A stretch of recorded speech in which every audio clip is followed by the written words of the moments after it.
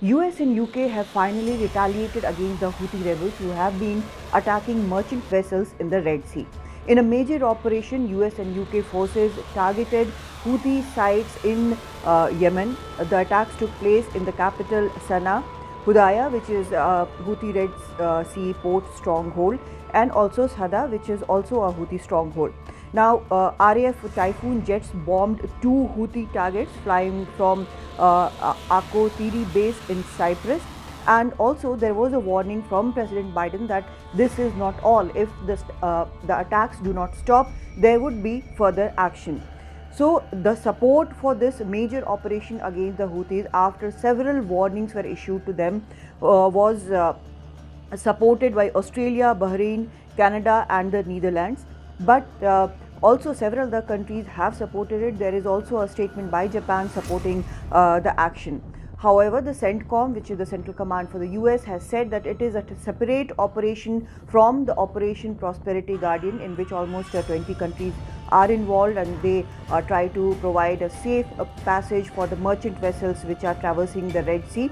Houthi officials have also responded, and they have said that this will not go unanswered, and US and UK will pay a heavy price for this blatant aggression.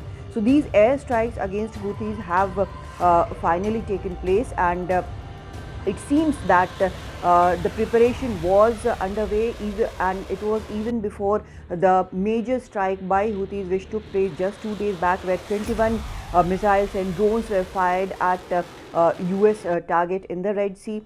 These were dealt with by the US forces, but this was one of the largest attacks by the Houthi rebels, who have been attacking merchant vessels in the Red Sea, in the Arabian Sea, since November 17th.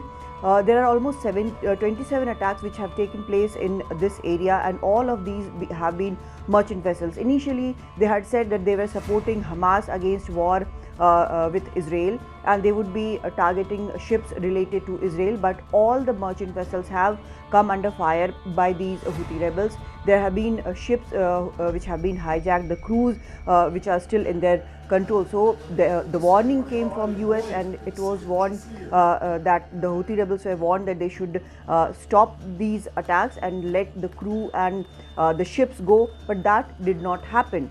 In fact, Secretary Blinken, US Secretary of State Blinken, who was on a 9-day visit to the Arab countries, he had also in one of the press conferences there warned that and clearly said that Iran is behind Houthi rebels, and they have been providing aid logistically, technologically, and have been abetting. And he had warned that if this continues, there will be consequences. So now finally the retaliation has taken place. The US and UK have retaliated, and the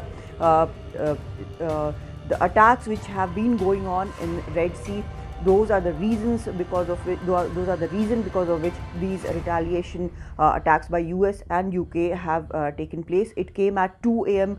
In the morning, around 2:30 a.m. in the morning, which is Sanaa time, and supported by, according to the CENTCOM statement, it was supported by Australia, Canada, Netherlands, Bahrain, and it was to degrade the capability of Houthi rebels so that they cannot attack recklessly in the Red Sea. And because of these attacks, several shipping companies have diverted their ships from this route, which takes less time through Suez Canal, but they have taken a longer route through Africa, and that has also been costing quite a lot, taking time and affecting supply chains, which is a major concern for most of the countries. And that is what has been pointed out, that this is a major concern. Supply chains and the prices shooting up are a major concern. So now it is expected that this major attack, major retaliation against the Houthi rebels, the attacks might cease. However, there is also